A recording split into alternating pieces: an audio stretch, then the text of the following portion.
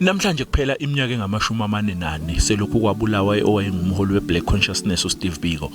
Ngenkathi sesishoshovu esilwela abantu abamnyama ukuthi bangacindezelwa ezama nokubuyisa isithunzi sabo, lo mholi wazuza izinhliziyo zabantu abaningi nokuyinto eyaholela ekuthena agcine ebulawa ngesihluku. uSteve Biko wahlangana nomholi wePAC ongasekho uRobert Sobukwe eKimberley ngo-1975. Ubumbano lwabaholi beBlack Conciousness Movement lwaqhama kakhulu ngemuva kwalowo mhlangano nangenkathi Sobukwe ebuzwa ngokumiswa kanye nokubulawa kwabantu eKimberley.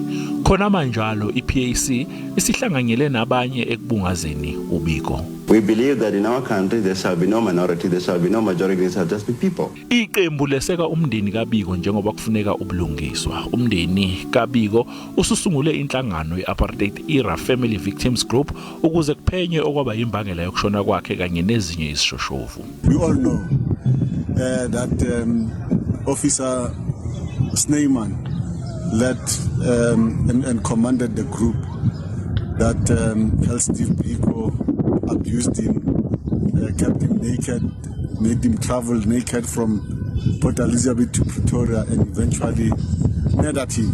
Lena ke into eyenanelwa ngisho nayi EFF kodwa ke umengameli waleli qembu uJulius Malema udwebe isithombe esifiphele wathi angeke buze benziwe ubulungiswa ngokubulawa kaBiko. The government of today has got people who are spies who are sitting in the structures that take decisions. Our own president is accused of being a collaborator with the apartheid regime. So you expect the same people who worked with apartheid underground selling our own leaders out to investigate themselves, to investigate what led to the killing of Steve Biko, to investigate what led to killing of many other revolutionaries.